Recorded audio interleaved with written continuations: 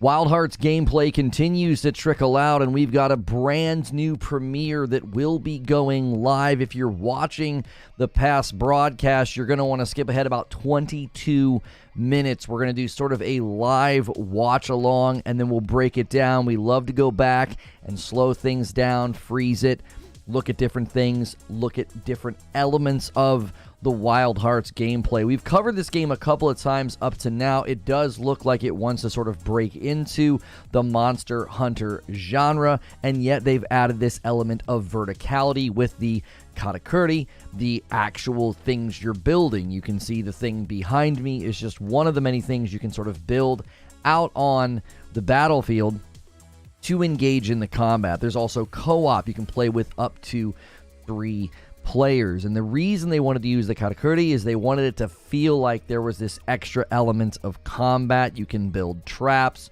you can build like these gun sort of things, towers to launch you in the air to sort of get above the monsters that you're fighting. And they are going to be showcasing today an in-depth look at Wild Hearts Karakuri gameplay. This is an ancient technology, and it's what stands between you and the rampaging beasts in Wild Hearts. It's reminiscent to some of the things you may have seen in games like Fortnite, where you're building towers and structures to get up high. Also, just basic games that offer that instantaneous verticality to get up on ledges and up to different places for exploration. Beyond exploration, obviously when you're fighting monsters that are quite large, it is giving you potentially that edge in the battle. Beyond that, with the cooperative gameplay in Wild Hearts, looking to be able to have synergy between the two types is something that I think a lot of people are going to be looking forward to. Playing with their teammates, playing with other players, and being able to essentially sort of complement different builds. We've seen like a big, huge hammer. We've seen what looks like, harpoon guns that can sort of shoot and then rope and tie down the monster, as well as just varying degrees of towers. One of the towers you launch off of and grab what looks like sort of a helicopter to float above the battlefield. Many of the people analyzing the gameplay are obviously making comparisons to Monster Hunter, but the makers of the game said they wanted to really revolutionize the Monster Hunter genre. From what we see, they are trying to innovate and give new things to do, but many people are going to draw those comparisons. This is an EA original. EAoriginals have done well up to now, with one of them taking Game of the Year. The game It Takes Two was an EA original, and Wild Hearts maybe sets itself up to stand apart in the Monster Hunter genre and be another really good EA original. Make sure, if you're watching the past broadcast of this, that you're subscribed to the channel. We do live talk shows like this Monday through Friday, and I am a Safe for Work broadcaster. If you are one of my members, if you're one of the people paying for a membership, keep in mind that we are going to be changing our format a little bit in December, and we need all of you to upgrade to a $6 full membership. The $5 base membership is designed for gifted members. I'm also wearing a shirt. I'll show you a little bit more of it later. That way you guys can check it out. We do have our sponsor, Into the AM. You can go to intotheam.com/Lono, or just go to intotheam.com and use code Lono. Either one of those will get you 10% off, and it does help me and support me. Since we do have 18 minutes, why not just show off the shirt? Very brightly colored jellyfish. I thought this one would really pop on camera. I think it looks really cool. Very large print. Got another batch of shirts from them, so use the shirt command. And again, if you're listening to the audio version or watching later, you can go to intotheam.com/Lono or use code Lono over there. Good morning, good afternoon, and good evening to everybody that is in the chat. Thank you so much for being here. Guys, make sure you're pressing the like button. We get 23 more likes and we'll have 100 likes and a nice strong start. This video goes live in about 17 minutes. All of our coverage up to now has been very enjoyable of Wild Hearts. This game kind of surprised us, and we've been enjoying just sort of taking a stab at covering it. Thank you, Nave, for a 10 gifted member bomb. We have not had very many gifted members since the big wave kind of fell out, and so it's good to see a bunch of people getting gifted members. Save Soul, Call Me TK, DMAX Speeds, Brian Abraham, Bernard McCants, GC Plugs, Tony, Scott North, and Unknown Games, and Kenpachi. You guys all just got a gifted base membership. You can upgrade that membership for $1, and it will be a full membership. We are considering doing more members perks, more members content, and potentially running members-only chats on a regular basis. We don't feel we're motivating people to become members strong enough, and we have some ideas on how to do that. Some of that may start taking place in January. Once we get into the new year, we'll start trying some new things. So you have time to get yourself up and running with a membership. Thank you, Risic, for a $10 tip through Super Chat. Let's go. What a good way to spend my birthday. Keep up the great content. Thank you, Risic. Appreciate you and that $10 tip. I believe we recently sent you some coffee, Risic, and I believe the person who gifted the members this morning, I believe that's Evan, and I think I printed your coffee order this morning. We had an odd number on the labels, so you got printed really, really fast. If you guys are wanting to order Reforge Roast and you need to stock up, today is the last day you can do it for about a week. I will be back on the 28th. I'll be streaming tomorrow, but we will not be taking coffee orders tomorrow because we won't be able to ship them. We'll be traveling on Saturday, which means we can't ship your coffee. So if you are wanting to stock up on Reforge Roast, today is the day to do that. Next week, I will be out of town for Thanksgiving, so you will not be able to place orders. I guess if you place orders next week, we won't be doing anything with them. So if you want to get your orders in, let us know. What about the Frickmas blend? Once I'm back in town, we will start taking orders on the Frickmas blend. We don't want to take orders until we have that shipment notification from them, and we are continuing to kind of analyze that. Like, do we want to take? I don't like taking pre-orders on stuff, that far in advance, and so we're just kind of waiting. Hold on to that feeling. What about the Frickmas blend? Woot, maybe someday. What's good, Feed? I see you in the chat. Good to see you. Gonna get some Frickmas blend myself. Yes, if you need coffee for next week, obviously, get your coffee orders in now because we'll be shipping all the orders tomorrow, and then you'll have to wait. So if you're waiting to order Frickmas, that's totally fine, but you will not be able to place orders for that until the 28th, and we'll be shipping those very shortly after that. I should have the coffee once I'm back in town. It'll probably ship today or tomorrow, and then it usually takes about a week to get to me because it's freight. It's a big old, it's a big old thing of it. Warzone 2.0 DMZ is not what we thought it was. I totally forgot to give myself notes about that. So when they're doing their premiere stream here in a little bit, I'm going to type up my notes. The second show today is going to be about Warzone 2.0 DMZ. We will be walking through why I think it's very different than what a lot of people expected. If you guys are just tuning in for the morning, if you're just getting here, make sure and hit the bell button and the subscribe button so you're not missing out on the content, and make sure you're smashing the like button. Those of you that are extremely faithful and you're here every single day, once I'm back in town, you might need to check your subscriber feed instead of your homepage. Just a very, very friendly reminder that you will need to do that. Like when I take a break and you don't watch my content for a little bit, you might need to do that. Now, we're going to have uploads all next week while I'm gone that will go live in the morning at my usual start time. So you're going to get an upload every day around 9 o'clock, and that's going to kind of simulate what we do when we stream. So you will get content. Yeah, we will be doing a God of War Ragnarok stream today. Yes, we're doing 3 streams. I will be finishing God of War Ragnarok likely today. This stream with Wild Hearts is going to be a short one, more than likely, because their video will go live in 13 minutes. We'll probably spend about 45 minutes breaking it down, and then we'll probably be done in my mind. So we'll be doing the DMZ stream around 11.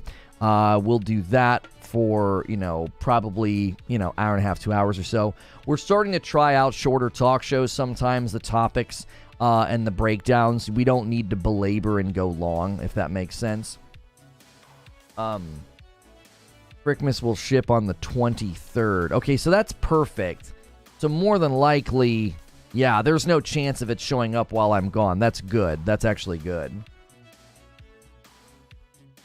So I should be able to come back and have it.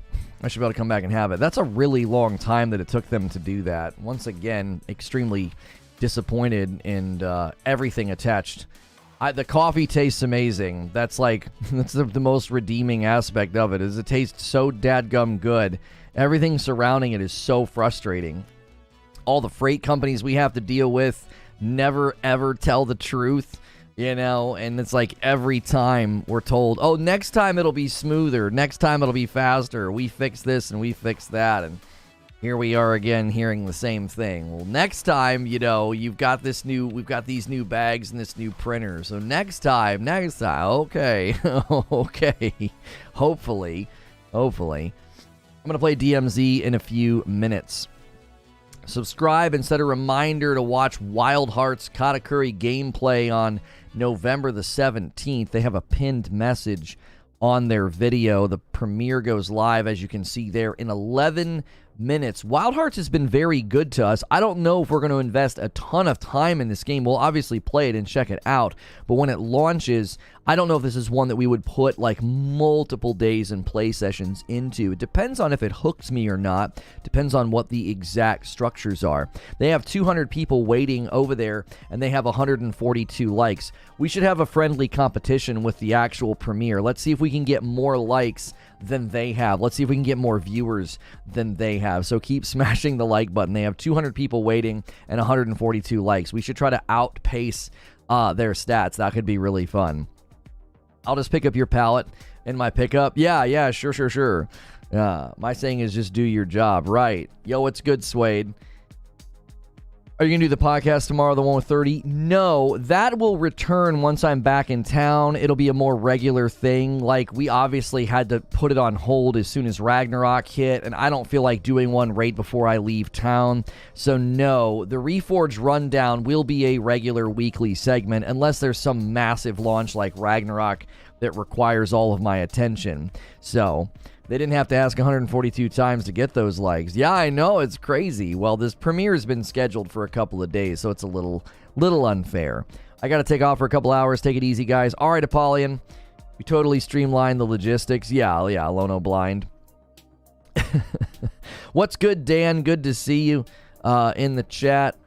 Yeah, we're going to be doing our second stream. I'm going to be talking about DMZ. I might actually try to play with some people just to show it off for the second half of that show, because my gosh, it is not what I thought it was going to be. It's honestly a little confusing. I'm not quite sure what they were going for, and it seems like I might really like it, which I didn't think was going to happen. There's enough about it that I think is bad that I might not last with it, right? Wild Hearts, that's Ninja Mr. Gadget game. It's kind of like Mr. Gadget Monster Hunter, I would say, is a better way of framing it. A Mr. Gadget Monster Hunter, because they're definitely borrowing from and trying out the Monhun genre. Take your time, it's super fun. I played about 5 to 6 matches. You're going to get it and then like it. Yeah, I think my only concern is it does seem like progress is really slow, so we'll take a look today again and see what it feels like. It really feels like you got to have people with you. Like, you can't really go in solo, so I don't know who's going to be around that might be able to, team up. It's confusing, going to take some time to get used to. Yeah. I don't want to cannibalize that show, though, so let's not burn all of our commentary on DMZ. I want to hear from you guys about Wild Hearts. What's your interest level currently in Wild Hearts gameplay? Are you looking at this and thinking like, oh, it's just a knockoff Monhun? Or do you think this is going to be kind of like how the Souls genre started to become more popular, and then you have a lot more games and contenders out there? You have a lot more developers saying, hey, we're going to take a crack at that style of game. And do you think we're going to start to see more games like this? We know that Dauntless tried to get into the Monhun, funnel, as it were. They tried to do a Monhun game. Curious if you guys think that, this is going to be something we start to see more of. I feel like Dauntless had so much potential to be a more casual style Monhun. I actually thought that they had a good thing. I thought, you know what, this is pretty cool. It's pretty casual. It's pretty arcade-ish. It's pretty accessible. And then I feel like I didn't hear about it any longer. It feels like it kind of had some issues. I'll wait for Wheezy's take on it. He's the resident Monhun guy. Yo, what's good, Big Mad Mo? How are you, my friend? I'm a huge Monster Hunter fan, so I'll check it out for sure, says Crows. As much as I love Monster Hunter Rise on Switch, I want to play a game like this on my Series X or PS5. Yeah, and this one's not necessarily setting their sights on next-gen gameplay. It does seem like it's going to be a little bit more in the vein of a cross-gen looking game. Some of that's because of the size and scope of the areas. Like, I just don't know if you can build a game quite like this right now on these systems and have it look insane and awesome in next gen. There's a game we're going to be checking out. I'll probably do a reaction to it. It'll hit the reaction channel while I'm gone. And it's this really insane looking MMO shooter. And I said to Creature while I was watching it, I was like, there's no way they're going to do this lighting in the game if it's an MMO and like people are running around. And he said, well, what if it's Unreal 5? You know, we've heard the lighting system in Unreal 5 is very good. We've heard that some, the one game we covered, they even said they switched to Unreal 5 specifically for the lighting system. So they have 242 people waiting on their premiere, and they still only have 142 likes. Guys, let's try to beat them. Let's try to beat the official video on the like count. I bet you we could hit 200 likes before them. So smash that button. If you want to talk in my chat, you do need to be a subscriber. So make sure and hit subscribe. Now, sometimes you might come here and the chat will be members only. So if you want to do a membership right now, would be a good time to pick it. Make sure if you become a new member, don't pick the $5 base membership. Pick the $6 full membership. We will create that dividing line between base members and full members. And excited in about 5 minutes to check out the brand new Wild Hearts, the Power of the Karakuri. The Karakuri is how most people are probably going to be saying it, but I believe it's pronounced the Karakuri. You're supposed to kind of bounce off the R's. It's almost like syncopated. Karakuri sounds awesome. Dauntless is awesome. Is Dauntless still going? Right? Just noticed the blue mark on Twitter. It was worth $8 to thumb my nose at the people who had it taken away, Ashen. It was totally worth it. I know that I'm actively devaluing it, and so is like every single person that pays for one, and I think it's great. I think it's great. I love watching the people get so mad about they earned their check mark, and now it doesn't mean anything. It's like, yes, how quickly your idols dwindle, how quickly your gods die. That's my energy lately. Is your gods are dead and I'm standing over them, That's a little heavy for the morning chat, but that's been my energy lately. Oh my gosh. My friend Andrew Schwab wrote an album once, and it said, your heroes are dead. I want to write one and be like, your gods are dead, and I'm the one that killed them. I must agree, I was hoping for the lulz and the trolls. That's the main reason I'm doing it. Project LLL is pretty good early build. NC Soft is good with MMO. I am very interested in that game, Detective. We might cover that when I get back into town.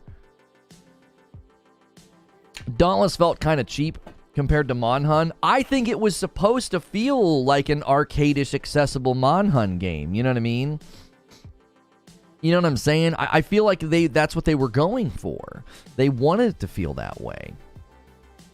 We got 3 minutes before the brand new Wild Hearts gameplay, and they have 257 people waiting. We have 227 people, and we have 133 likes. Come on, we're nipping at their heels. They have 143 likes. Come on, chat. We can beat them. I've never been in a position to compete with an actual premiere before. Come on, chat. Come on now. Your gods are dead and I killed them. Yep, definitely something someone should say after playing God of War in the Souls series and Sekiro. Yeah, bro.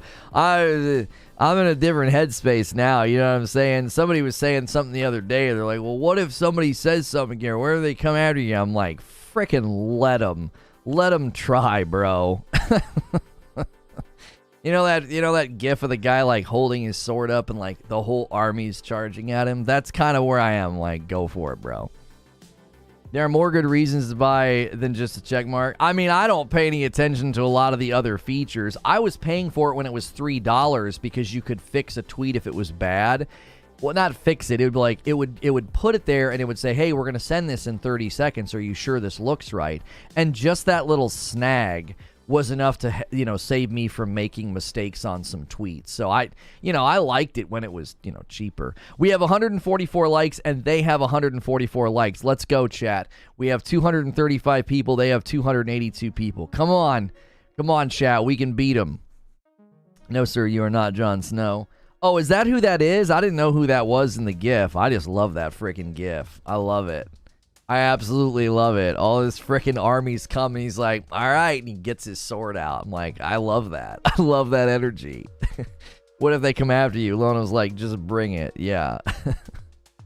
It's like in Lost where he's like, what about me? And he's like, what about you? Like, what if they come after you? Yeah, what if they do? 282 people waiting. Come on. Did we beat him? I think we beat him on the like count. We did. We have 150 likes. They have 144. Take that, Wild Hearts. I'm just kidding. I'm just kidding. Can you imagine if I was serious?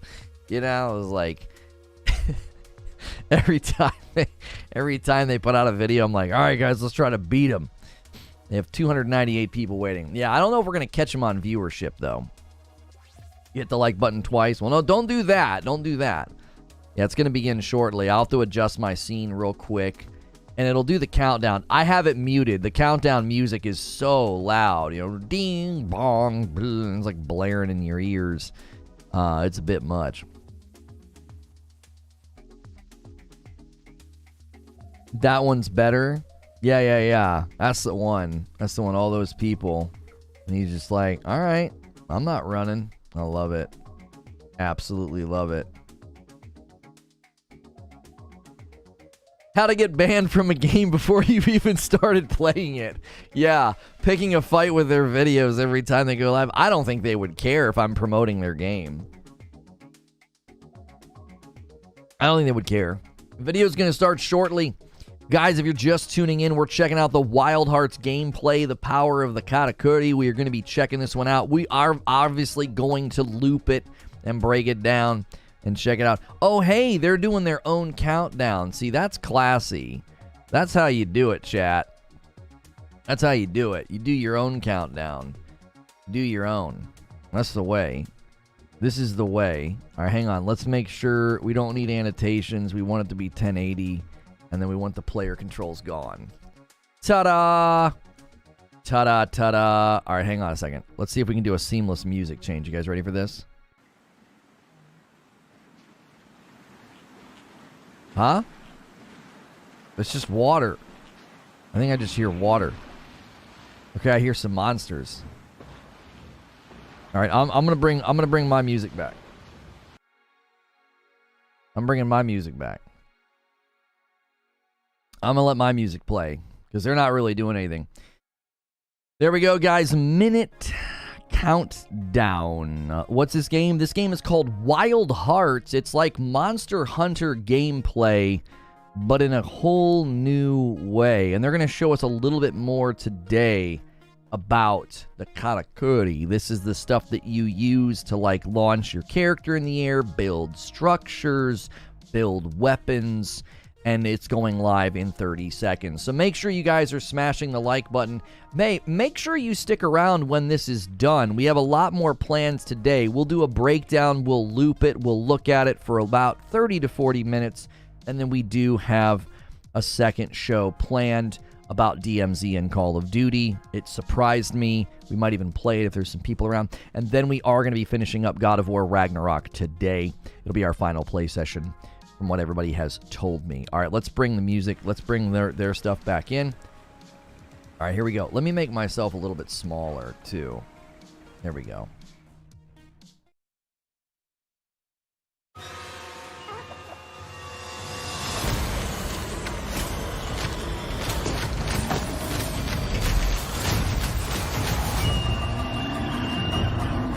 one mean-looking rat. Evidence of our ancient ancestors' extraordinary technology, the Karakuri, can be found across this land.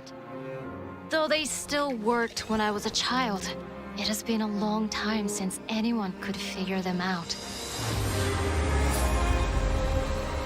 That is, until you.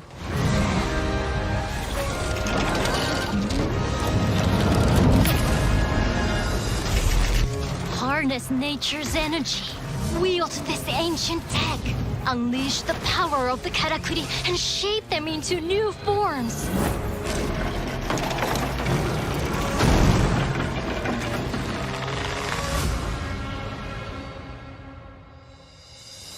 I imagine in time how you use these Karakuri will change the very way you think about the hunt. Like the Karakuri itself, you must be adaptable. And like the kimono, you must be ferocious. Plan your hunt, set your trap, and bring down these giant beasts.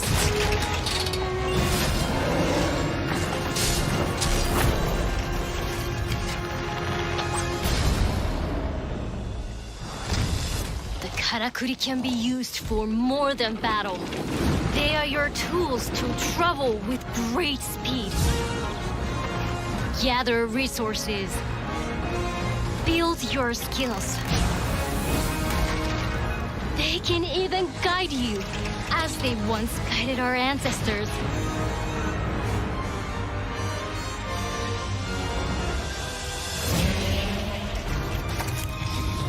But Karakuri alone may not be enough to bring down every beast.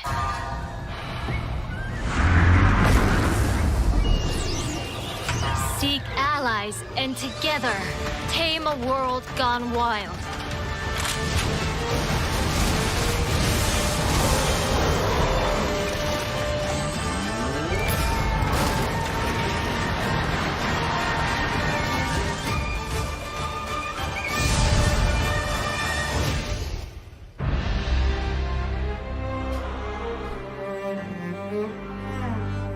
New trailer, December the 8th. So December the 8th, I wonder if they're going to be doing, I wonder if they're going to be doing a thing at the Game Awards. You know what I'm saying? I wonder if they're going to do something at the Game Awards.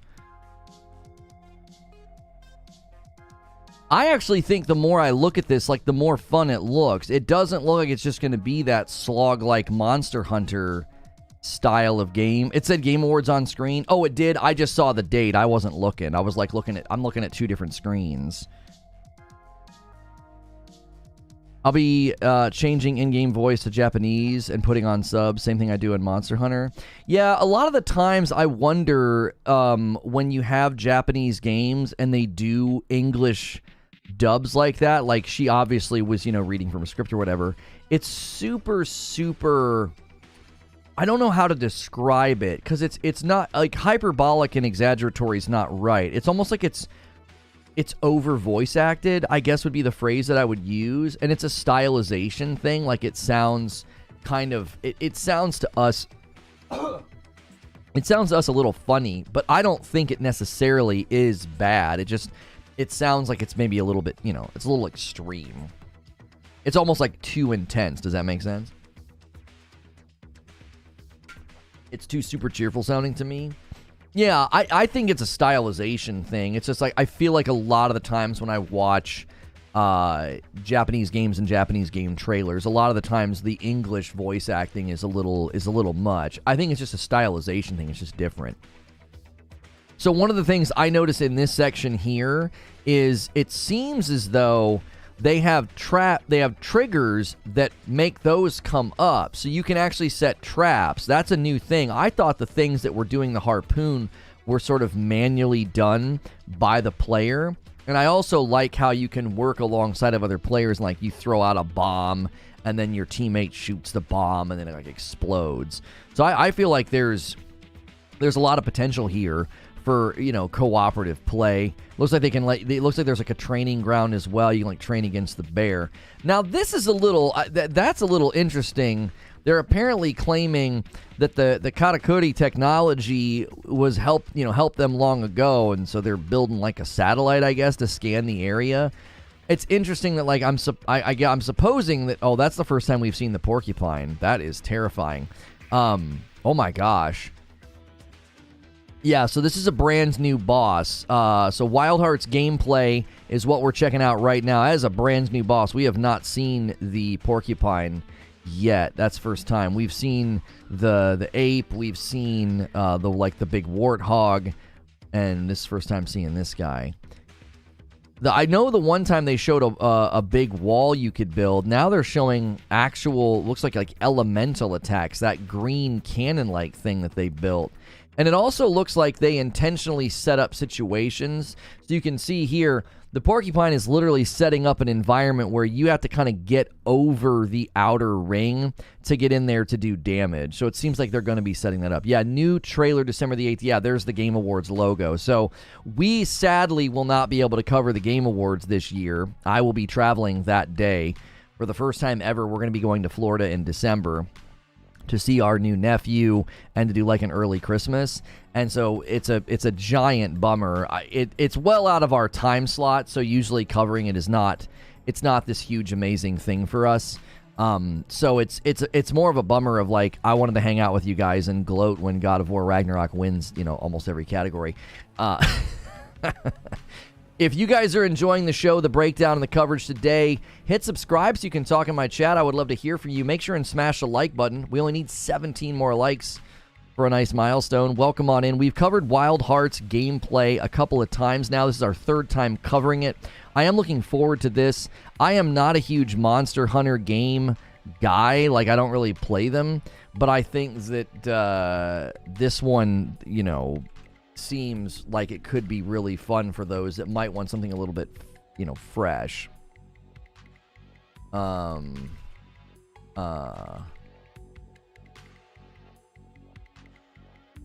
of the systems aren't explained.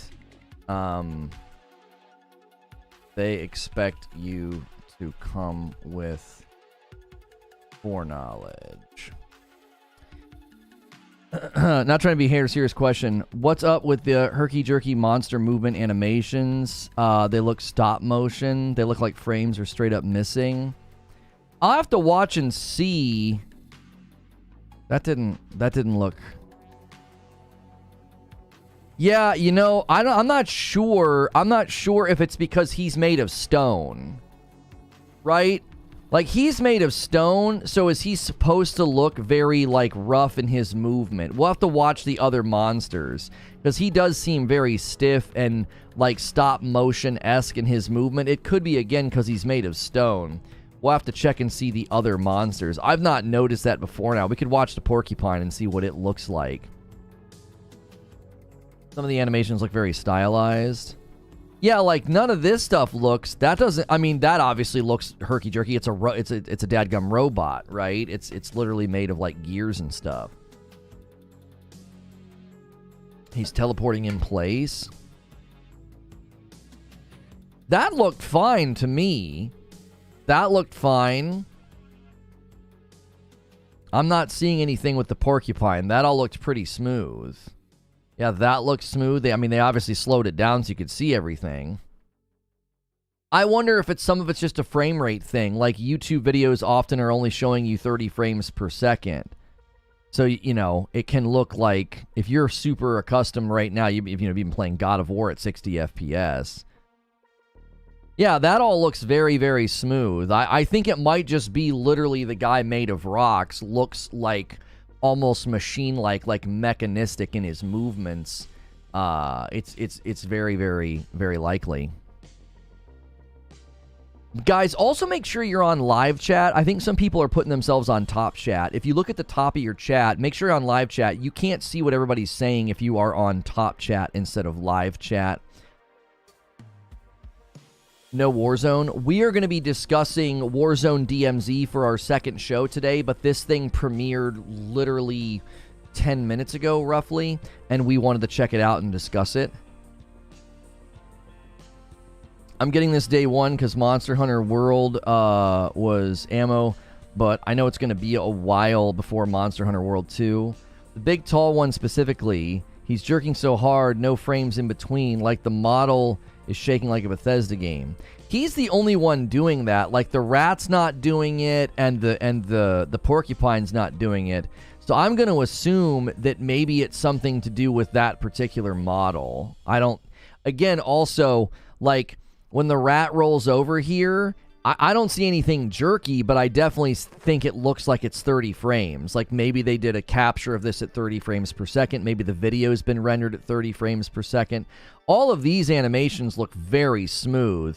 So again, it could be something to do with YouTube and the trailer itself being 30 FPS. Can anyone spare some likes, says Zubair? Yeah. We need a couple more. Thanks, Zubair, for the reminder. Just 8 more, guys.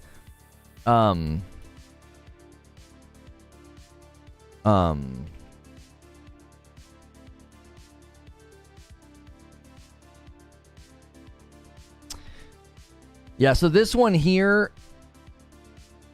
yeah, I can't tell. Again, it seems like a stylization here. Like that looked really smooth. Like him flipping, when he flips there, he gets tripped. And then when he gets up and he's looking back and forth, it very much looks like stop motion. You can see when you slow it down. No, there aren't frames missing at all. Look when you slow it down. See, he looks to the left and to the right. He's just moving very quickly and almost animatronically. It's not that frames are missing. Yeah, look how smooth that is. Left and right. And then here he gets grabbed. Again, there's a stiffness and there's a rigidity to his movement. I think it's because he's stiff and he moves fast that it looks. Now, when you watch it at full speed, watch his head when he does this flip and then he gets back up. Watch his head. It looks like stop motion. See? Some of that's just YouTube. When you slow it down and you do the frame by frame, it's totally fine. There aren't like missing frames or anything.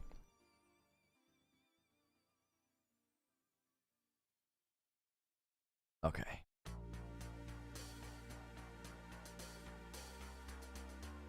I feel like that scene is sped up in general, so it looks a little off. I can't tell if it's sped up or if it's him. Like, is it him that's sped up? You know what I mean? Again, is he moving really, really fast? Is he enraged or something? Because he could be enraged. Like, the porcupine gets enraged at one point in this section.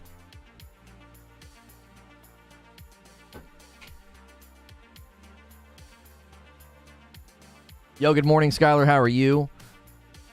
I like that the scene is sped up in general. Oh, no, I thought I reread that wrong. Elden Ring and God of War are going to split the winning awards. Oh, for sure. Game Awards is going to be between the two of them for the most part. We have all kind of stuff on that coming your way. Coming your way. Okay, so the reaction short did great, and all of our other shorts, YouTube's doing something really weird with shorts again, Creature. It's like one of them did great and the rest of them are dead. They're just like sitting there. I don't understand it. It's so weird. Yo, Donkey Sausage with 19 months. That's a VIP. Thank you so much, my friend. In the frame by frame, he's kind of jittering like a flip book. I don't agree. It's a movement choice. They have him moving mechanistically. He's moving kind of like a machine. And when we looked at the other guys, they're not moving like that. It could be a choice specifically because he's literally made of rocks and stone, you know? Thanks for the reaction on my comments and reels and shorts. Yeah, I try to reply to as many as I can. And shorts are just being really weird on the platform. Like, we'll put out one, it'll take off like a dadgum rocket, and then others will do fine, and then now we have like this new version where it literally gets looked at twice and then it just sits there. It's like, what happened to it? It's like it glitches out or something. I don't know. I upload them all the exact same way. I publish them all the exact same way. So I'm not really sure what the issue is. What's good, Toasty? Kind of surprised to see VIP members never in the Discord. Well, a lot of them just do VIP just to do the extra support. Smashville says, I can see what Derek's talking about. Yeah, but even when we slow it down, when's he first show up here? When does he first show up? Is it right here? Yeah, look, he's I think he's enraging right there. I think he's enraging, and then they trip him. Because when we do the frame by frame, if you just look at his head, so just look at his head from there to there to there to there to there to there. There, and then he looks back because he's looking between the two traps. I'm not seeing it jerking at all. I don't see any jerking. Like there aren't missing frames. And here, same thing. He gets shot. His arms go in. No missing frames. But again, he's very stiff in his movements. He moves almost like. And again, it does look stop motion at full speed, but when you slow it down, I don't see it. Look at his leg. Oh, I mean, there is. Okay, so I see the thing with his leg. Yeah.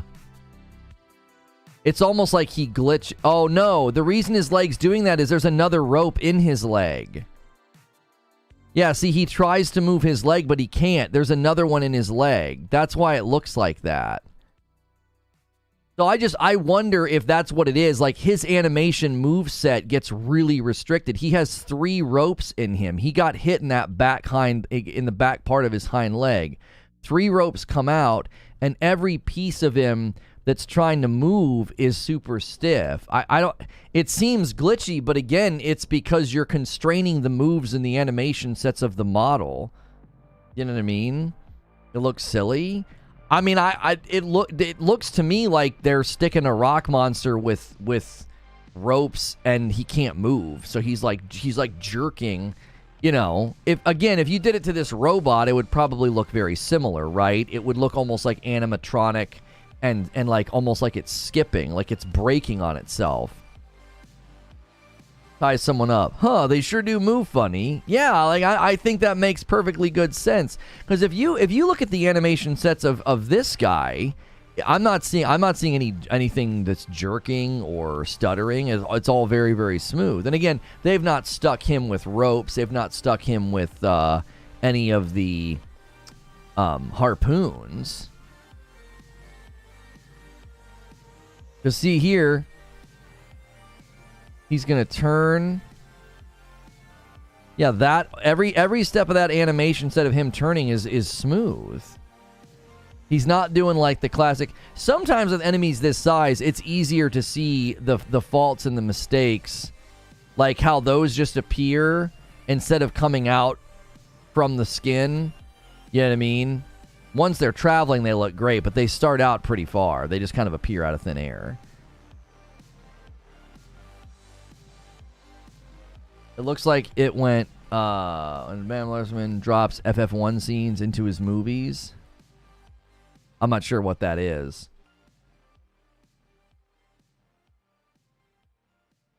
It's legit only that one monster that moves that way. It honestly looks like clay as well. Yeah, like, because if you look here again, if you just frame by frame this guy, it's actually really fluid. Even like the individual movement of his top paws coming back together. Very fluid. A lot of frames. And then as he lands, that's pretty intense. Yeah, I think it looks good. I think anytime you play a game like this and you have really, really large enemies, I think you're always going to struggle to make those enemies move and look right. Like they're gonna have a, like when you're fighting like normal size enemies, right? You might not notice that their leg twitched Or you might not notice that, like, when they turn to face you, their legs sort of jittered to get into position because they're smaller. But when they're the size of a school bus, you're like, oh, his back leg kind of shook or kind of twitched. And it's like, well, yeah, I mean, you can see so much of them. So some of it could be also related to that, where it's like, well, we are seeing every step of the animation because the guy's so big. Like, if you play a lot of games and you, like, slow them down and you really analyze everything and look at everything, then I think that's one of the things you're going to find is you're gonna find people saying, hey, that guy's back leg or that guy's this or this, this thing over here looks kind of funky. I don't think that's going to be an abnormal thing. I think that's actually going to be pretty common in games like this.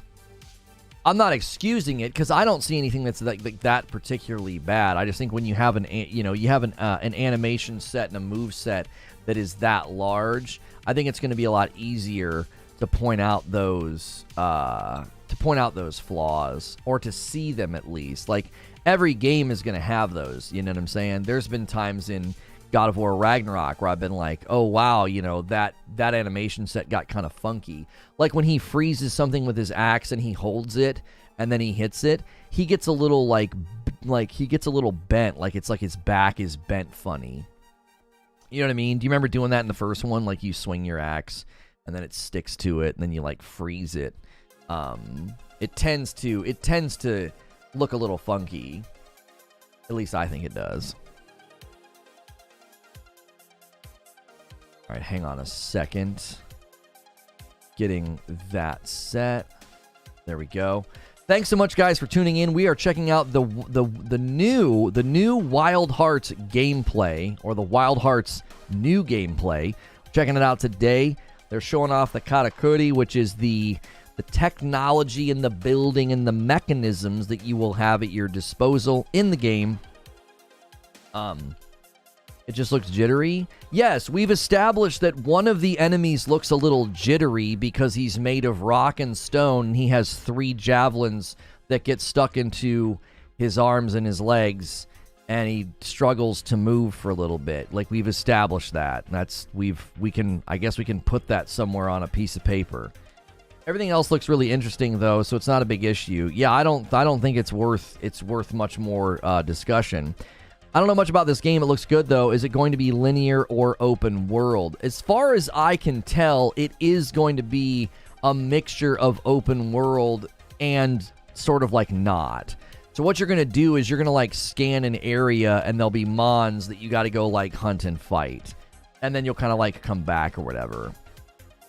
So it's one of the natures of games like this. Like, if it's just purely open world, then you could make mistakes, or you could like go to the wrong area, or you know what I'm saying? So it's like open area, and I'm sure you can go fight stuff beforehand if you want. Like, if you want to try to fight something that's like well out of your league or something, you can do that. But I also think they talked about how you will farm certain monsters for certain resources. So like, let's say this rat drops something and you need a certain number of those things to drop. You would then fight this guy a handful of times. You wouldn't just fight him one time. Generally speaking, in games like this, it's not like a boss rush where you fight one mon and then you go to the next and then you go to the next and you go to the next. Like, Monster Hunter games are typically like, if we look at this animation set right here, again, I'm not seeing anything. Oh no, yeah, that's really bad. There's entire frames missing.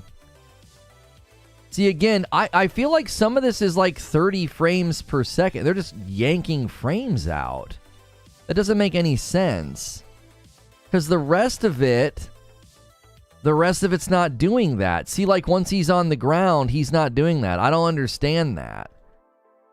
It's like a glitch. Look, see? Now he's moving normal. Now he's rotating normal. Every single frame is there. The flames look good. Yeah, I don't know why they're doing that. Like, that doesn't make any sense. The rest of the animation has every frame needed. It looked like another one skipped there. I wonder if they had some kind of a rendering problem.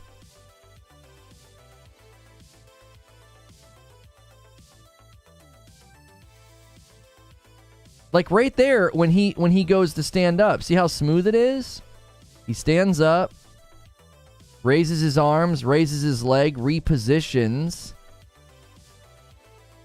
Yeah, I don't get it.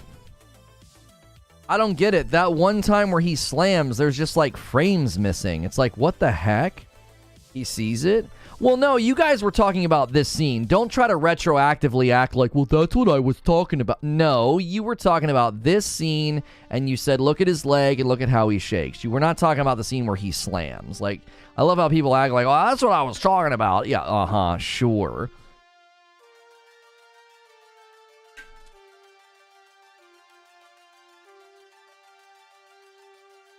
And I can't tell... Is this how we get around, I guess? This thing here? Like a giant gear for a watch or a clock. It looks like you'll go back to a town as well and have, like, things that you're working on. This is the thing that I feel like it's going to scan the area. And then, yeah, right there, you could see it establishes a trail. You can see the trail leaving town. And so he's following the trail, and then it comes here. To this guy.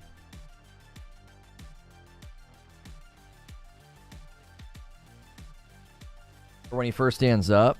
Yeah, like I said, I think that's always going to happen in games like this. You're going to have NPCs and characters that are animated, and they might transition from standing to flipping, and they might skip some frames. Like all of a sudden they just like appear in midair. Kind of like this thing where his porcupine things come out, and we noticed when we did the frame by frame, they just appear, right? Well, imagine if he was really small. Well, you wouldn't notice that. Well, when he's this big, you notice it. You're like, well, Jiminy Christmas, the porcupine things that are coming out, they're the size of a monolith in a museum or something. Like, you know, look at that. Like, boom, boom, they're suddenly there. So I think that's a challenge anytime you have characters that are this large and enemies that are this large. It's like you're going to notice all those little imperfections in the move sets and the transitions as well. Like, we've played games before where, you know, if you slow it down and you look at the animation sets, sometimes they can look kind of funky going from one stance to another.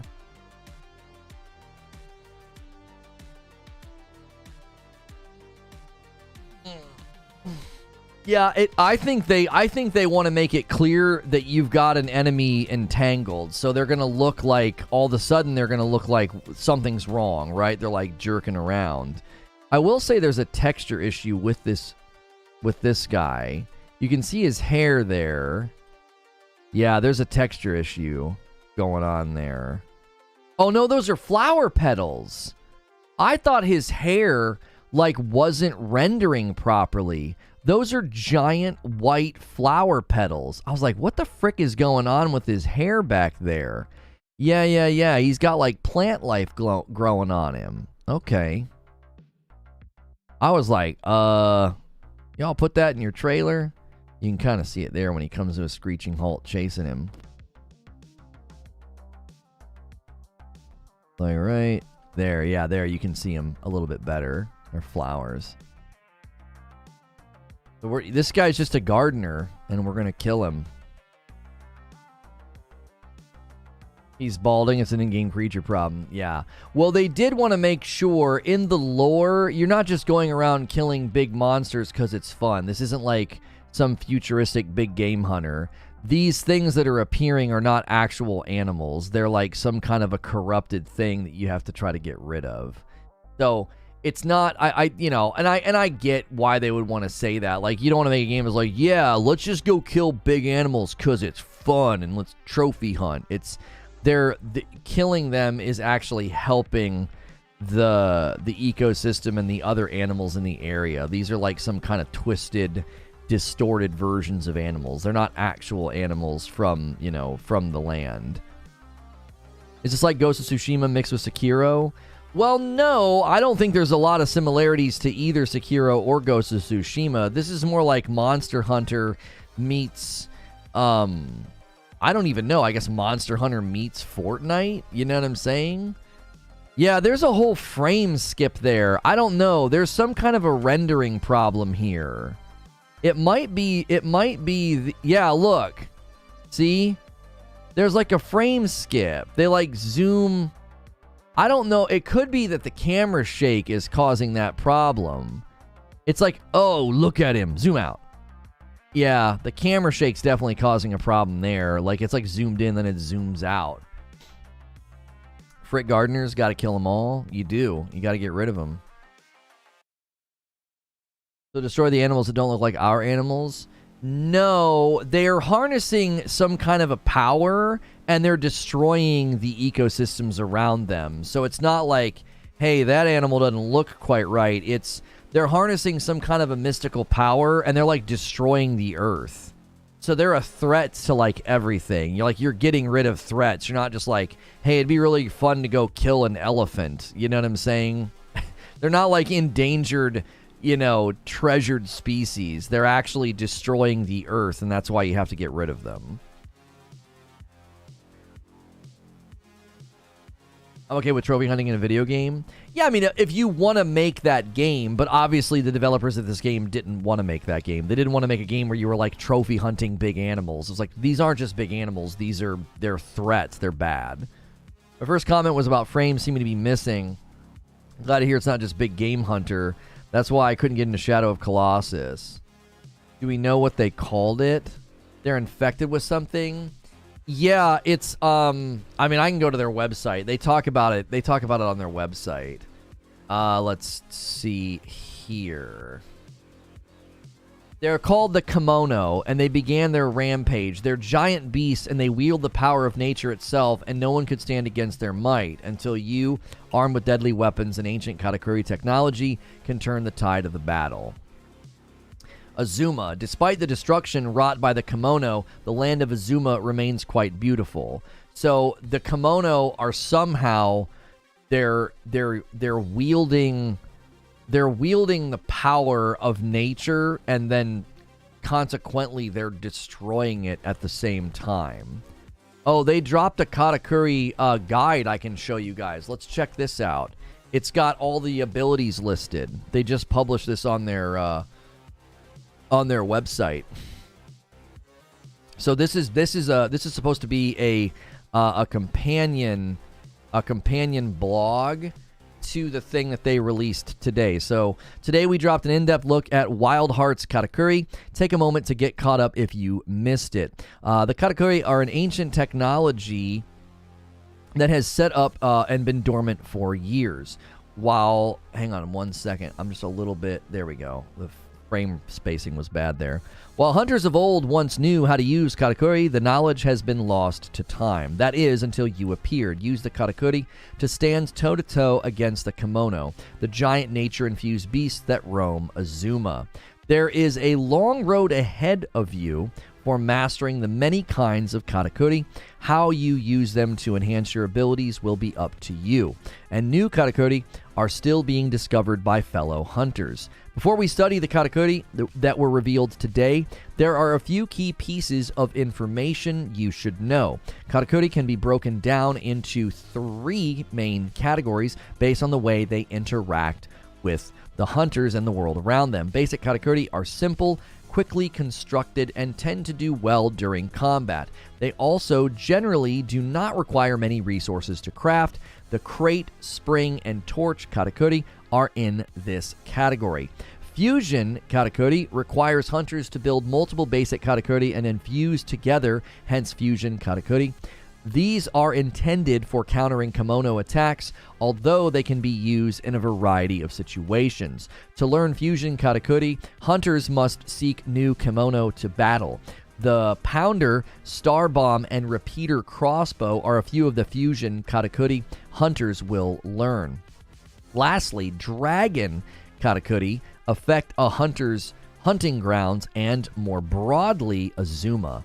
Dragon Karakuri require such a massive amount of energy to operate that they draw power from the very land around them. The power that they draw from is called celestial thread. The available celestial thread in an area can grow as you discover and upgrade that area's dragon pits. The flying vine, roller, and hunting tower, among others, are considered dragon katakuri. Why I keep saying it like that? That's how it's pronounced. It's not Karakuri, it's Katakuri. You're supposed to bounce off the R's. It's like a syncopated pronunciation. Basic Katakuri. It's not an English word. I mean, I could sit here and say Karakuri, right? Like, I could say, burrito. You know what I mean? Well, I guess burrito is not a good example. It's just how that's pronounced. It's how they said it in the trailer. They also said kimono. They didn't say kimono. Basic launches the hunter in a desired direction. It can be crafted quickly and used to dodge, perform an enhanced jumping attack, or even flank a kimono faster than one could on foot. Flying vine. This is a dragon katakuri. A katakuri that's typically used outside of combat. The flying vine shoots a zipline across a great distance. Visiting hunters will also be able to use your zipline, so your hunting party doesn't get separated. Say katakuri in your best southern. Gotta use that karakuri. You put that on your burger, make it taste spicy. Bulwark, fusion katakuri. This defensive katakuri can be used in many situations, but its main purpose is to counter charge attacks or simply be used as a wall to block kimono attack. They show this in one of the videos, the huge wall. It's pretty dope. Crate, basic katakuri. This basic building block of the katakuri allows hunters to gain the high ground to avoid attacks, or when positioned correctly, hunters can perform a powerful attack from above. Torch, another basic katakuri. Useful both in and out of combat. The torch can be used to light a dimly lit area or to add fire to a hunter's weapon to deal additional damage. We're going to make some karakuri. Yeah, that's right. Derek got downgraded to a gray name. Oh, his gifted must have fell off. Yeah, a lot of the gifteds are falling off. We're going to set some member goals maybe once I'm back from Thanksgiving, because we're probably going to drop down below 1,000 members, which is because no one's doing it on their own. Everyone's sort of waiting for gifteds, and we're going to make that situation a little bit different starting in December probably. Pounder. Fusion katakuri packs a wallop. The Pounder is a more complex katakuri, and it has slower attack that inflicts a large amount of stun damage to its target. Wind Vortex is a dragon katakuri. It generates a strong upwards wind that can propel hunters into the air. Wind vortexes are always on, and when used in conjunction with glider, it gives the hunter added height and gliding speed. So keep in mind, you can use stuff like this. You can use stuff like this to navigate the world, right? You can actually navigate the world. You're not just using it in fights. Glider is a basic katakuri. It can be used in conjunction with a wind vortex or even a new crate, and the glider allows hunters to stay in the air longer to traverse Azuma more easily or position yourself directly over top of a kimono. A star bomb. We've seen this in the trailers. It boosts a high attack power alongside a wide range. Although it takes some time to detonate on its own, it'll explode immediately when attacked. Be warned, though, the blast can send your fellow hunters flying if they're caught in the explosion. Repeater crossbow is an offensive katakuri that shoots at regular intervals to increase your damage output and distract kimono for a few precious seconds. A great choice when hunting flying kimono. The chain trap. Kimono that fall prey to a hunter's chain trap will be immobile for a short period of time. Be sure to use this katakuri wisely, as kimono will begin to figure out how to escape the trap faster on each use. So the trap ones that like entangle them, it sounds like they'll start breaking out of them faster if like you keep using them. So this is the roller. They show this one here in the trailer, and it was on their thumbnail. Simultaneously ancient and futuristic, hunters can traverse large distances quickly with this katakuri. After tracking down prey, hunters can catapult a still-moving roller into the kimono. Best to hop off the roller before doing this, though. The paddle scoop is a dragon karakuri. Self-propelled, the paddle scoop is a more efficient method of catching fish while you're on the hunt.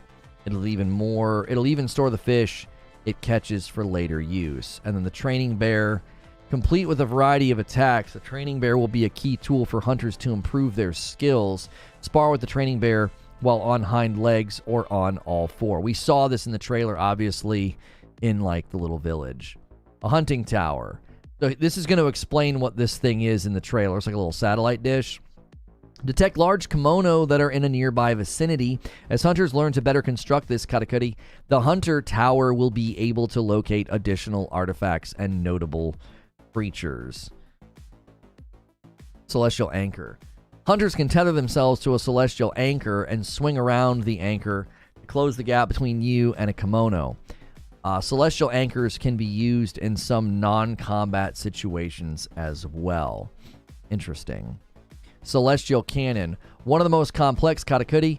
The celestial cannon collects surrounding celestial thread and then it hurls it at the target. While difficult to aim, the cannon has such an intense impact that it has a chance to stagger kimono.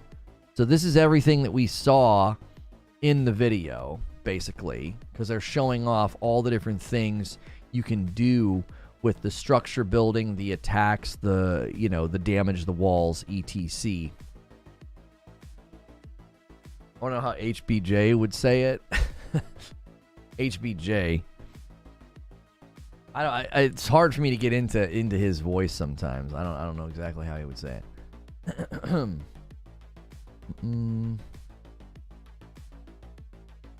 16 views.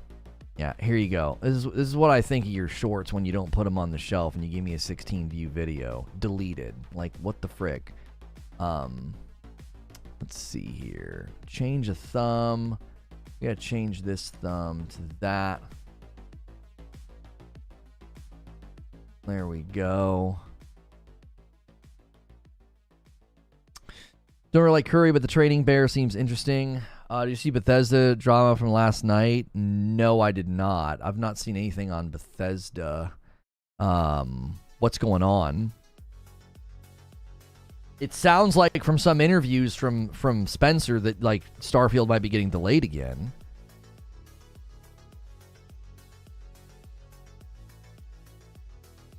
It sounds like, I mean, he didn't necessarily say it, but some people are interpreting his comments to being like, oh, gonna get bumped again, you know? Which we speculated that when the hold date got moved to the 29th of December, which was a weird, I don't know. That was a weird time. When is this meeting? Oh, okay, that's all the way in January.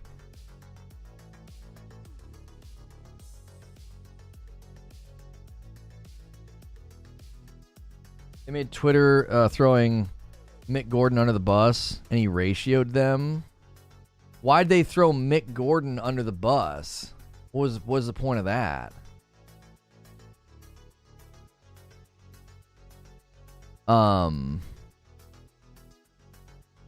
I'm gonna delete some of these. I swear it's because if they sit too long or something as a draft, it just doesn't make any sense. Like, some of them just take off like rockets, and then like, yeah, the one over there on React is just booming. And then the one that I put on my Ceasefire podcast channel, it's just so weird. Yeah, the one on updates just died. It just hit. It's like it hits a number and then it just stops or something. So weird.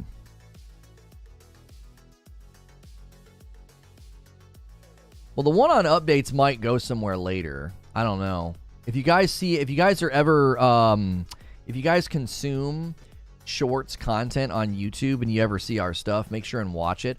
Also, make sure, and anytime you see those stream highlights we've been doing, make sure you guys are watching those. What is going on with my camera this morning? Give me a second.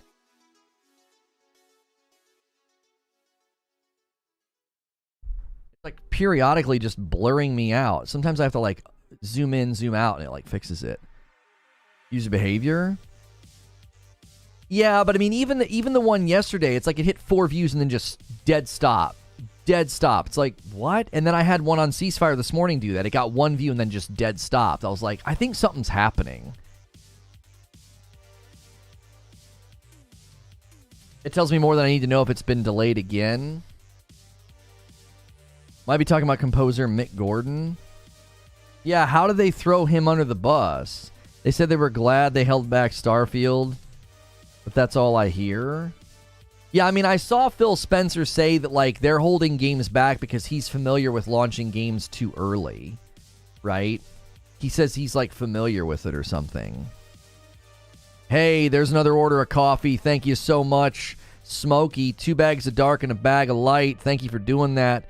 Guys, as a reminder, if you're wanting to get those coffee orders in, you want to do it. You want to do it before tomorrow. We will disable coffee orders tomorrow, because tomorrow is the last day I'll be streaming of the week. It's also the last day that my wife and kiddos can ship it out. Saturday we'll be traveling.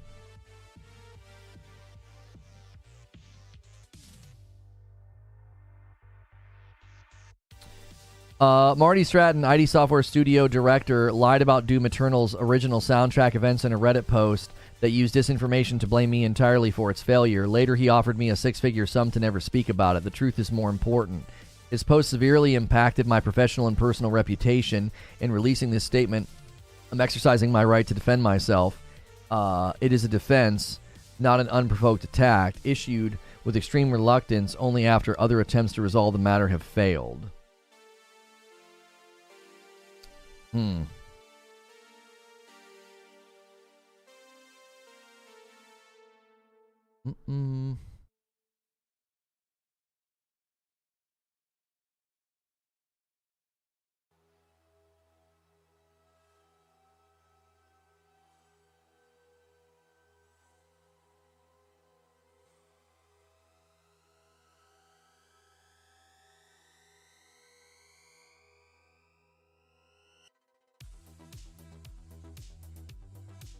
Okay. Bethesda responded. Bethesda tweeted, the recent post by Mick Gordon both mischaracterized and misrepresented the team at ID Software, the development of Doom Eternal, Marty Stratton, and Chad Mossholder, with a one-sided and unjust account of an irreparable professional relationship. We are aware of all the details and history in this matter and unequivocally support Marty, Chad, and the team at ID Software. We reject the distortion of the truth and selective presentation of incomplete facts. We stand ready with full and complete documented evidence to disclose an appropriate venue as needed. The statements posted online have incited this and this against Marty, Chad, and the ID Software team. Oh, they're playing the victim. Any threats or this directed towards members of our teams will be met with swift and appropriate action. We remain incredibly proud of ID's previous collaborations with Mick Gordon and ask that fans refrain from reaching conclusions based on his account, and more importantly, from attacking any of the individuals mentioned. You can always tell. It's like watching the Deception Detective. Listen to their phrasing. We ask that fans refrain from reaching conclusions based on his account. Right? You know what I'm saying? Like, you can almost tell. Again, I've watched enough Deception Detective. Listen to what they're saying. They're not saying, oh, what he's saying isn't true. They're saying, don't come to conclusions based on his account. It's classic. It's so classic. Play the victim and then be like, don't listen to that guy. I know exactly what that's like. You know what I'm saying? That's so cliche. Yeah. Don't listen to him. It's the classic poisoning the well strategy. You make everybody think that his evidence is slanted or suspect, so you convince everybody to not listen to him. Instead of saying, listen, we'll take appropriate channels if necessary. We have our own evidence. That's basically a smear campaign. That's basically going out and saying, oh yeah, don't listen to him. That's such a tried and true strategy. When someone's telling the truth, rather than engage in what they said, you smear what they've said and tell everybody not to listen to them. I know exactly that. I know, and I'm very familiar with that playbook. That is a classic playbook. Rather than engage and dispute, right? Rather than engage or dispute, you simply say, don't listen to that person. And then you close off his side of things. That's right. You poison the well. Anything he says from that point on, everyone's going to look at and say, well, they said he's twisting facts. They said he's twisting evidence. What's his evidence? Jacksepticeye was on Bethesda's tweet and said he has plenty of damning evidence and receipts. This doesn't disprove any of it. Jacksepticeye is not convinced. He's like, what are y'all talking about? This guy had evidence. Y'all are just out here saying he's distorting things. Again, I've seen this playbook used before. Someone comes out with significant evidence, and instead of engaging with the evidence or coming up with counter evidence or counterclaims, you just say, don't listen to that guy. That's what guilty people do. They try to get you to not listen to the other side. Like, how many times did I say, I was like, go read, go examine, go look for yourself? How many times did I say that? I didn't have to poison the well. I didn't have to tell you, oh, don't listen to those people. The minute somebody tells you, oh, don't listen to that person. Yeah. Oh, they're distorting the truth. Nope. That's not what you do when someone's lying. When someone's lying, you point out all the ways that they're lying and you disprove it. Go watch The Deception Detective. He will teach you how to see through this crap. It's like if I told you, hey man, when I worked for that company, there was a guy that walked around and he hit people in the face with raw chicken. You'd be like, what the frick? That's crazy. Now, if I was lying, they would come out and say, that never happened. He never walked around and hit anybody in the face with raw chicken. Okay? But if I said that and I provided evidence and receipts and you said something to the effect of like, well, he's only giving one side, he's distorting the truth, don't listen to him, you'd be like, wait a minute, you're not really disputing what he's saying. Do you understand what I'm saying? Yo, leave me out of this. It was one time. It was just the spatula. Right. Like, do you see? The Deception Detective teaches you how to see through this nonsense. Instead of saying, his claims are false, we will take appropriate action, they're trying to convince people to not listen to him. And the minute somebody does that, you're suspect. You're suspicious to me. You don't want me to listen. You don't want me to listen to this person. You're not disputing, refuting, or countering their claims. You're simply telling me to not listen to them. It's a tried and true strategy to get people to not see the truth. All he had to do is get a lawyer and sue. Yeah, but if you're familiar with these instances, homie, you're talking about something that's not that simplistic. It's not as simple as being like, well, if they did all that stuff, why not just get a lawyer and sue? Yeah, why not just spend hundreds of thousands of dollars to try to sue a company over stuff that happened? You know what I'm saying? It's never that simple. Lose a ton of money and maybe get some of it back. No.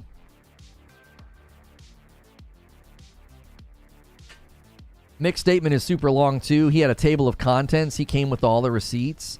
Yeah, the minute somebody does that, I'm very familiar with putting together a very organized document and putting together significant evidence and having the public and having liars say, oh, don't listen to that.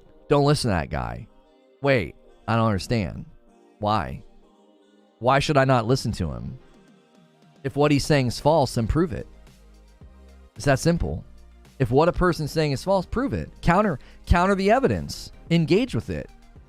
That's not what people do when they're being dishonest. They literally play the victim in their public statement. They literally play the victim. We have received threats. It's like, so the internet's being mean. The internet's being mean, and that's somehow Mick Gordon's fault.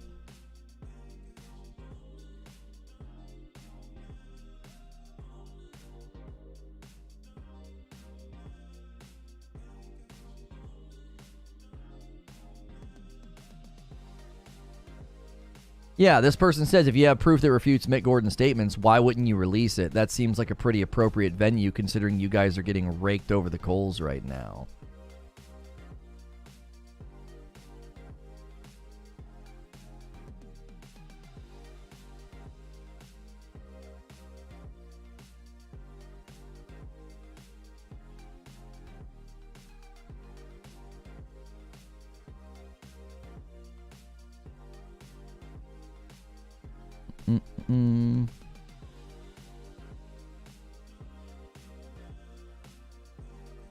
Do.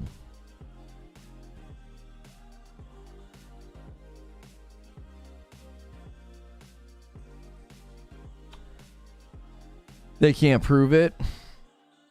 Well, I mean, if you were going to take it the legal route, like if Bethesda's going to take it the legal route, they wouldn't have tweeted that. Anybody that has the power to legally shut that down, they wouldn't say anything. They would handle it privately. The reason they went out and tweeted is because they're trying to attack him. They're trying to discredit him. You disprove liars and you discredit truth tellers. That's what people do. If someone's lying, you disprove it. That's what you do. When someone's telling the truth, you don't try to disprove their claims. You try to discredit them. It's a classic strategy. You always have to ask that question. Is this person trying to disprove the claims, or are they trying to discredit the person? And when they're trying to discredit the person, that's the first indication you have of who's telling the truth. Very easy to watch and see. It happens all of the time. Happened to me. It's happening to this guy. You don't disprove their claims. You discredit the person. Because when you do that, well, then the public won't listen to them.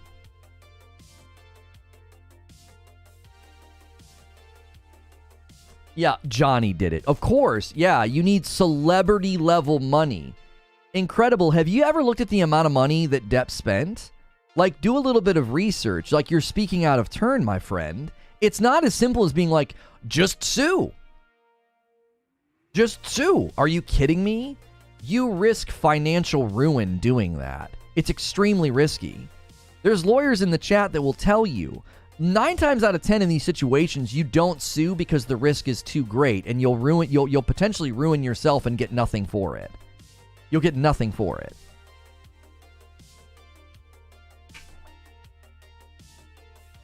Yeah, exactly. Thank you, Rojo. The Bayonetta situation. That lady made claims, they showed proof, and then she had to shut up because they were like, that's not true, and they proved her false in the public. That woman came out and made claims, and then they disproved her claims. They didn't say, oh, don't listen to her. Don't listen to what she's saying. We could prove her false. No, they just walked out in the public and said, I mean, if you want to start this conversation in the public, okay, we'll end it. And they proved that she was a liar. It's so easy to see. Like, it's just so easy to see. Anybody paying attention, like if you even have the most modicum amount of analytical intelligence, you should know when you're being lied to. They released a statement about how great she was and the info. Yeah, they didn't besmirch her, they didn't attack her, and they're like, here's the info. You see what I'm saying? When someone's telling the truth, that like they don't go on the attack and besmirch and poison the well and discredit. I never did that. I said, here's all the evidence, right? And then everyone's, don't listen to him, don't listen to him, don't listen to him, blah, blah, blah, blah. Same thing's happening with Mick Gordon. Mick Gordon's like, here's all the evidence, and they're like, don't listen to him. Don't listen to him. What he's saying isn't true. And it's like, wait a minute, why are you scared of people going and listening to him? What's the problem? What am I going to find when I go read that? It's the classic play the victim and then be like, don't listen to him. Yeah. It's so obvious. Always ask those questions. Always ask those questions. Are they refuting the claim, or are they discrediting the person? It's that simple. That doesn't matter. It's the principle and your reputation. With respect, Incredible, BLK, with respect, you sound incredibly ignorant right now. So, people should financially ruin themselves and bankrupt themselves and potentially put their family in destitute situations because of the principle in your reputation. Can you put the principle in your reputation on the table and feed your children? Can you pay your bills with that principle in your reputation? Can you do that? Because if you can't, enjoy living in a box. Like, because that's what would happen to most people in these situations. They would put themselves in financial ruin. And by the way, a lot of the times, they run out of money before it even gets to court. So again, you just don't know what you're talking about. You've not researched it. You're uninformed. In my situation, I literally would have ran out of money before it even got to court. So what did I achieve? I just took all my money and put it in a bin and lit it on fire, basically. Oh, but the principle, my reputation. What principle and reputation? It didn't even go to court. And a lot of people, that's what would happen. They would literally just run out of money. It's like, good job, man. Spent $50,000 and you didn't even get to litigation. You have to research it. Like, if you research what it costs in these situations, you would understand why people don't. They're like, I can't. It's literally an impossibility. It's not like they're sitting there staring at a dunker case that would cost them like $50 and they're like, yeah, I can't be bothered. I can't be bothered.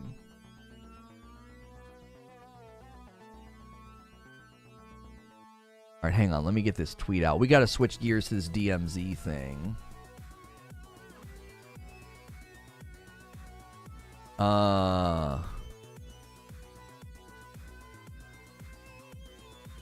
Warzone 2 DMZ mode. What is this?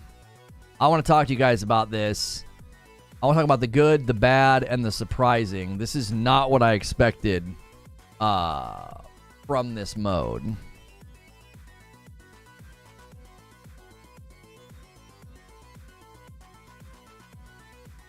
You talking about more than half child custody cases too? That's your opinion, Playboy? Yeah, and that's a cowardly way out of an argument that you're losing. It's not my opinion. These are facts. It's not my opinion. You're just running to the internet Alamo of, oh, I've lost the argument, so I'm going to say that's just your opinion. It's not my opinion. It's facts. I spoke with and paid a lawyer. Again, you are ignorant. You don't know what you're talking about. Saying it's my opinion just means you've lost the argument and you're running to some weird, like, cowardly escape route of, well, I said a bunch of uninformed, ignorant nonsense, so now that what I'm saying has been disproven, I'm just like, well, that's just your opinion. Oh, okay. Tell that to your lawyer when you go to sue somebody. Yeah, it's going to cost you about $75,000 to get a federal case up and running. Do you have that kind of money? No, I don't. That's just too expensive. Well, that's just your opinion.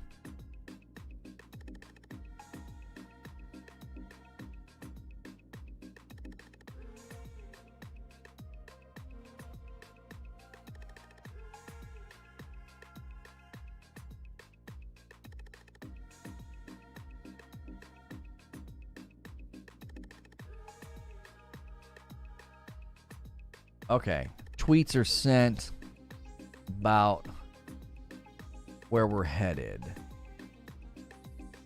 Let me make sure redirect's set up. Guys, if you haven't hit like on this video yet, please be sure to do that. Smash that like button. Wait, trailer?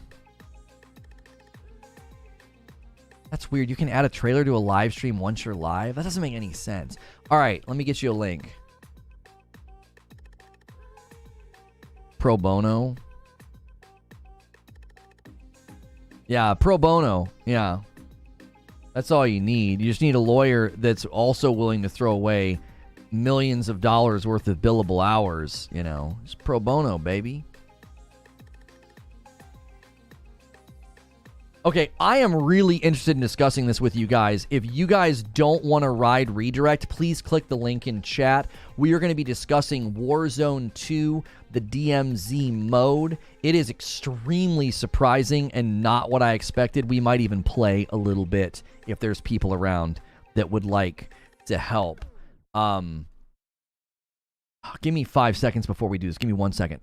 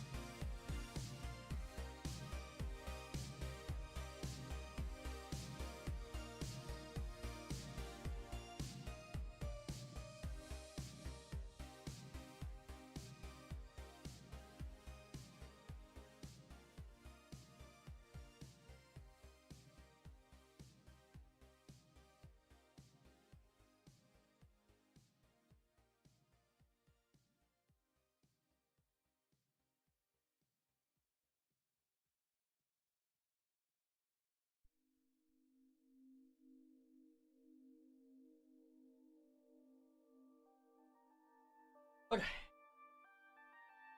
All right. We ready? Okay. All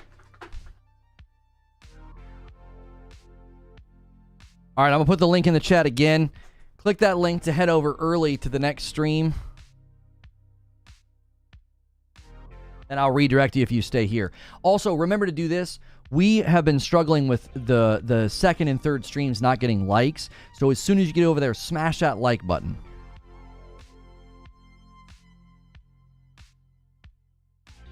Thanks so much for clicking on this video. We are going to be discussing Call of Duty Warzone 2 DMZ, and it really surprised me. It is not at all what I expected. I want to talk about the good, the bad, and the surprising. I'm going to give you my breakdown right here at the beginning of the video so you don't have to go searching for it. I was not expecting this game to be what it is. I think many people are surprisingly not liking it or walking away from it because it is not what they were hoping it would be. They were thinking it was going to be maybe kind of like a Tarkov thing. So, again, I'm going to give you the good, the bad, and the surprising. I'm going to end the previous stream. We took a look at Wild Hearts gameplay. If you want to see that breakdown, go check that out. I'm going to end that stream and bring everybody over on a redirect. And then we are going to jump